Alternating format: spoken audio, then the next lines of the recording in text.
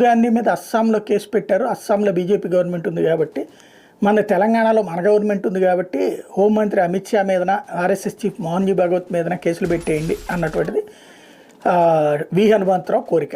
ఒకప్పుడు రాజ్యసభ సభ్యుడు, అట్లాగే కేంద్రానికి సంబంధించి కీలకమైన పాత్రలు పోషించాడు, అంత బాగానే ఉంది. కాకపోతే అంతవరకు అది మాట్లాడడం కూడా తప్పేం లేదు, తన పార్టీ లాయల్టీ చూపించుకోవడం. కాకపోతే విచిత్రమైన డైలాగ్ పదే పదే వాడేటటువంటి, ఆ కుటుంబం దేశం కోసం త్యాగం చేసింది అన్నటువంటిది. ఏం త్యాగమో నాకు అర్థం కాలేదు, ఇప్పటికే అర్థం కాదు. నెహ్రూ గారు ఏం త్యాగం చేశారు? ఆయన ఆస్తి ఏమన్నా త్యాగం చేశాడు రూపాయి అయినా? ఆయన ఆస్తులు కోట్ల అట్లాగే ఉన్నాయి కదా, దర్జాగానే బతికాడు కదా.